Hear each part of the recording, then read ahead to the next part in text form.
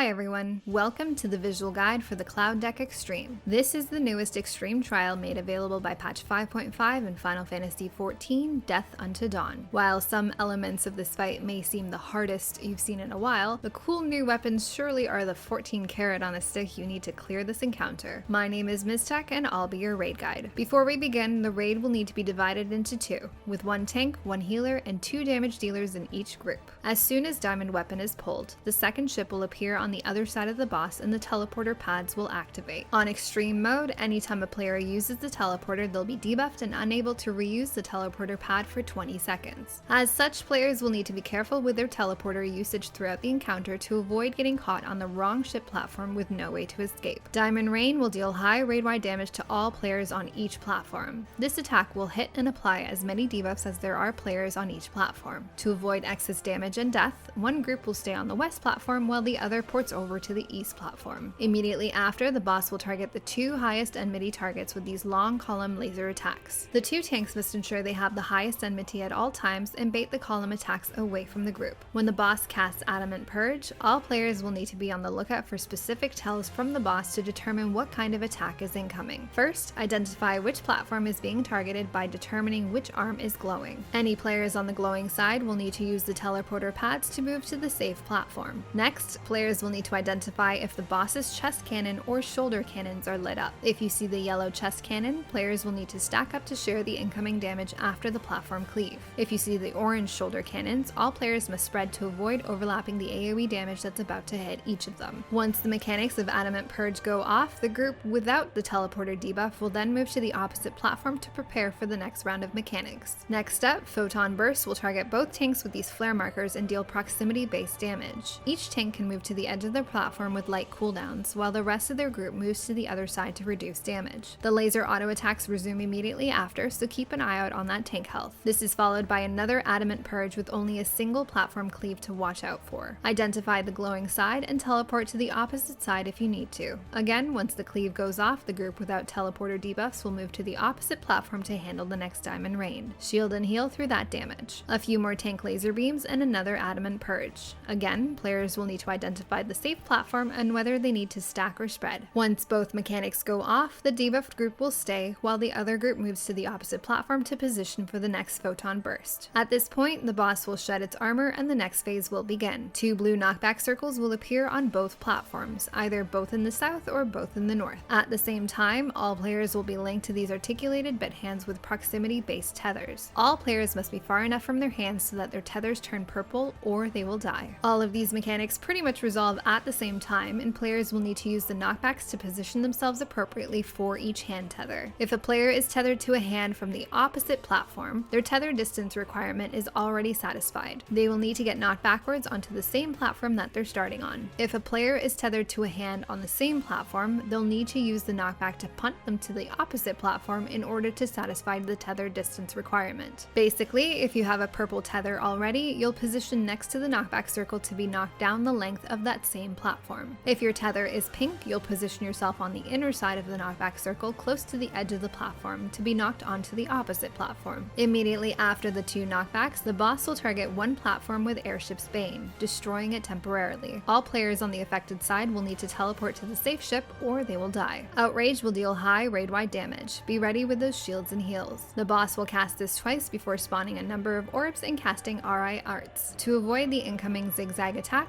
players can identify which way the boss is facing and move into the center triangle area behind him. After the zigzag pattern, the boss will leap onto the center orb and look to one of the 2 remaining orbs in the north or the south. The orb that he looks at will then explode on its side of the platform. Players will quickly identify which orb is exploding and then ensure they're on the appropriate side to avoid getting hit. The boss will return to the platform and cast another Outrage Blast. Next, RI Doomstead will target the primary target with a heavy-hitting tank buster and debuff. A tank swap is required here, and the second tank will provoke during the cast. For the next RI Arts round, the boss will spawn either 1 or 2 orbs in the north and south. If you see one orb, the boss will dive through the middle and land on the edge opposite the orb, dealing high damage and knocking anyone it hits off the platform. To avoid this, players will move to the side of the platform with the single orb, making sure to avoid the middle lane in front of the boss. If there are 2 orbs, the boss will dive through the center twice before landing on the same side he started on. Players will need to move to the opposite side that the boss starts photon to avoid death. Immediately after, the boss will cast Vertical Cleave and knock back all players from the final orb in the east or west. Players will need to position themselves with their backs to the corner or use a knockback immunity to avoid getting punted off. Another outrage to heal through before the boss casts Articulated Bits. A set of hands will appear on one side of the platform and all players will need to move to the opposite side to avoid getting blasted. Another RI Arts will begin and players will need to determine the safe zone for the zigzag attack that also avoids the side with the Articulated Bit hands. If the boss is facing towards the side the bits are attacking, the safe spot is the same as normal, in the center triangle area behind the boss. If the area behind the boss is affected by the Articulated Bit hands, then players will need to move to the triangle area on the boss's flank, one off from the center. As the boss zigzags across, the hands will explode and then reposition themselves on the adjacent side. Players will be able to stand in the safe lanes between the hands as they identify which orb the boss is looking at and move appropriately to avoid both attacks. Another outrage to heal through and the boss will cast another Tank Buster. Don't forget to tank swap. Yet another round of Articulated Bits will form. Players will need to move out of the way of the hands while identifying if the boss has spawned 1 or 2 orbs. Adjust to the correct side to avoid the boss's leap before moving out of the way of his leap. The Articulated Bits will then reform on the adjacent side and the boss begins to cast Vertical Cleave again, rendering only one corner safe from the knockback and hand attacks. Players will need to position themselves to get knocked into that safe corner or simply use a knockback immunity to avoid both attacks. One last outrage cast and then the boss will restore its armor and return to the center. The second airship will return as well and the encounter resumes. All players can wait on this platform for now as long as you make sure the 2 tanks aren't overlapped with anyone to take their laser beam auto attacks. Immediately after, Flood Ray will mark up all players from 1 to 8 and then target them in order with a massive conal attack that deals damage and debuffs them with a magic vulnerability up debuff. Players cannot be hit by more than one of these attacks or they will die. To avoid overlapping, we assign the inner corners for each numbered attack. Since each conal blast is very wide, this positioning forms a safe zone in the very center of each platform for players that are trying to avoid getting hit. Also, all of the odd numbered markers are blue and all of the even numbered markers are red. If you look closely at the 2 ships, the west ship happens to be blue while the east ship is red. Players can use this easy color matching to quickly position themselves onto the appropriate platform. As they do that, they can identify exactly what number they have and further pinpoint where they need to be. Any players marked 1 through 4 will be the first round of players to get hit in the inner corners. Numbering these corners with the waymarks 1 through 4 starting in the northwest makes this very simple, as these players simply need to stand on their corresponding waymarker. Players marked 5 through 8 will need to stand in the center of their respective platform while they wait their turn. As soon as any of the 1 through 4 players get blasted, they will run into the center of their platform and their 5 through 8 partner will swap positions with them. Once all 8 hits go off, the groups can return to their assigned platforms to handle the next photon burst. The next Articulated Bits cast will spawn hands on one half of each platform. The boss will then cast an Adamant Purge Cleave on one of the platforms. Players on the unsafe platform will wait for the hands to blast before teleporting to the safe platform. Immediately after, they'll need to be ready to stack or spread while standing in between the hand attacks. Once all attacks go off, the group that isn't debuffed by the teleporter will port to the opposite platform to handle the incoming Diamond Rain. Another Articulated Bits cast will spawn hands on one half of each platform again. All players will then be marked for Diamond Shrapnel, which will follow them for a short time while blasting the area with massive damage and debuffs. To handle this, players will bait their shrapnel circles on the unsafe side of their platform. Once the circles drop down, all players can then immediately teleport to the opposite platform. This makes dodging the shrapnel circles very easy. The Articulated Bits will reform on each platform and 8 meteor circles will spawn. Players will need to stand in each meteor circle to soak the damage while also standing in between the Articulated Bits to avoid getting blasted. At this point, these overlapping mechanics will repeat until the boss is destroyed or it enrages. If you have any questions or comments, please let me know. As always, thanks for watching.